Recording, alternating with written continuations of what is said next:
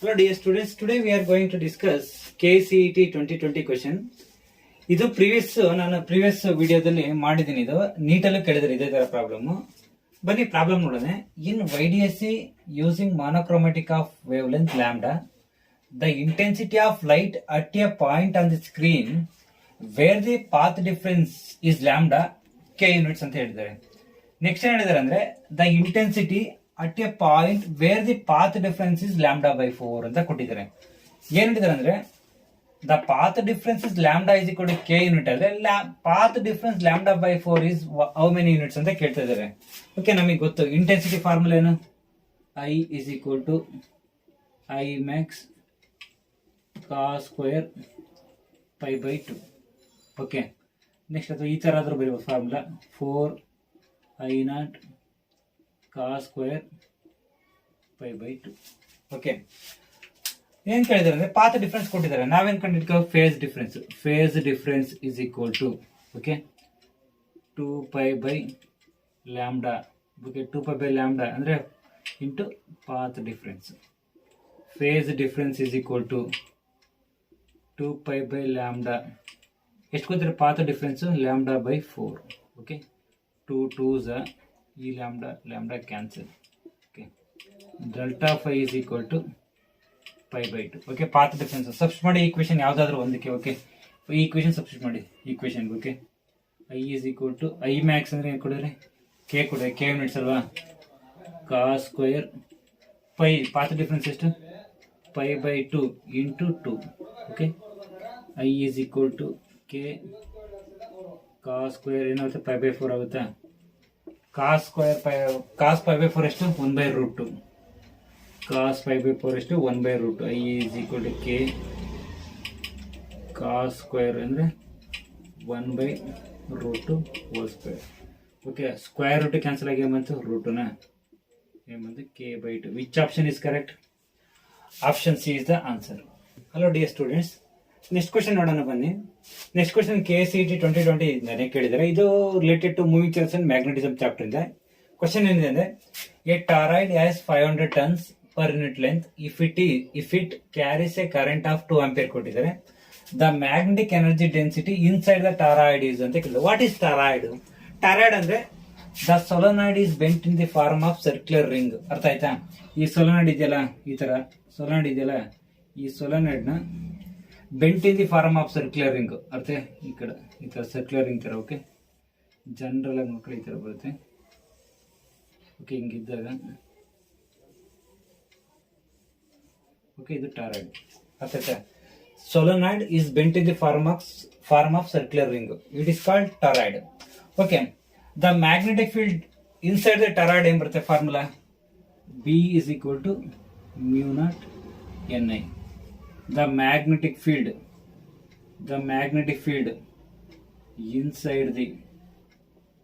inside the toroid.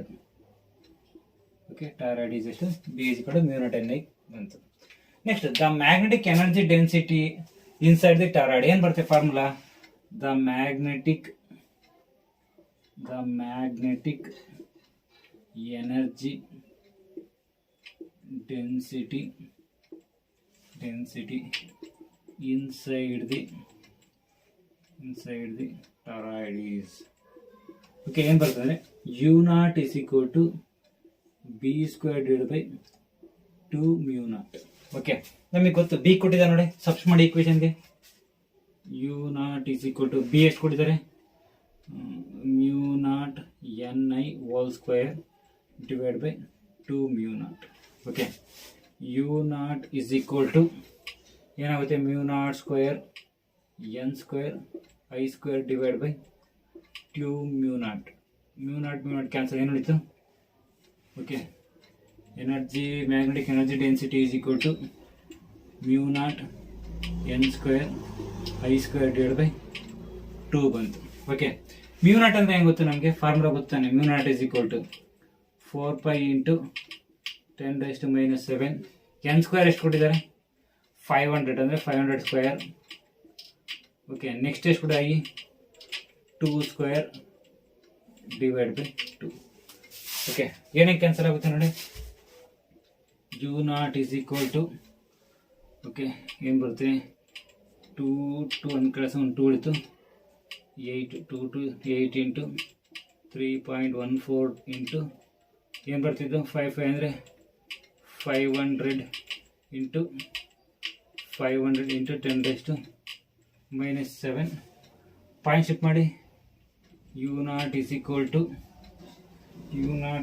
ಏನಾಗುತ್ತೆ next 500 ಅಂದರೆ ಇವೆರಡು ಪಾಯಿಂಟ್ ಶಿಫ್ಟ್ ಮಾಡಿದ್ರೆ 8 ಇಂಟು 3.14 ಇಂಟು 2 ಅಂದರೆ 25 ಇಂಟು 10⁻³ ಓಕೆ 25 8 5 40ಕ್ಕೆ 0 8 5 0 8 16 20 200 ಎಷ್ಟು ಬರುತ್ತೆ u0 is equal to 0.628 joule per meter cube. Which option is correct? Option B is the correct answer.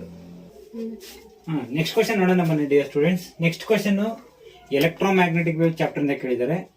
KCET 2020 ಅಲ್ಲಿ ಕೇಳಿರೋದು. An electromagnetic wave is traveling in x direction with electric field vector is given by Ey is equal to E0 sin kx omega t minus j ಕೊಟ್ಟಿದ್ದಾರೆ. The correct expression for the magnetic field vector ಕೇಳ್ತಾರೆ. Okay ಏನ್ ಕೇಳಿದ್ರೆ ಅಂದ್ರೆ question ನೋಡಿ, option A ಏನಿದೆ By is equal to E0 by c sin kx minus omega t j. Option B is equal to By E0 c sin omega kx minus omega t into j.